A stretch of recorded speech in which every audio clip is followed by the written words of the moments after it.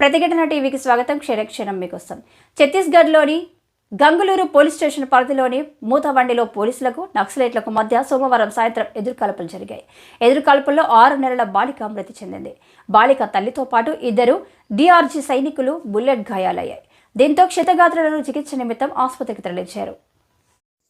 ఎన్కౌంటర్లో పలువురు నక్సల్స్ గాయపడ్డారని పోలీసులు తెలిపారు. పోలీసుల నుంచి అందిన సమాచారం ప్రకారం సోమవారం సాయంత్రం 5 గంటల ప్రాంతంలో గంగులూరు పోలీస్ స్టేషన్ పరిధిలోని మూతవంటి గ్రామ అడవుల్లో పోలీసులకు నక్సలైట్లకు మధ్య ఎన్కౌంటర్ జరిగింది. ఎన్కౌంటర్లో 2 డిఆర్జీ సైనికులు గాయపడ్డారు. గ్రామానికి చెందిన 6 నెలల చిన్నారి బుల్లెట్ తగిలి చనిపోయింది. అదే సమయంలో బాలిక తల్లి చేతికి బుల్లెట్ గాయమైంది. అదనపు సూపరింటెండెంట్ పోలీసు సిబ్బంది ఘటనా స్థలానికి చేరుకొని గాయపడ్డ వారిని ఆసుపత్రికి తరలించారు. ఎన్కౌంటర్లో బైరంగఢ్ ఏరియా కమిటీ కార్యదర్శి చంద్రనతో పాటు పలువురు గాయపడ్డారని పోలీసులు తెలిపారు. ఘటన తర్వాత డిఆర్జీ, సిఆర్పీఎఫ్ సిబ్బంది గాలింపులు చేపట్టారని ఉన్నతాధికారులు వివరించారు.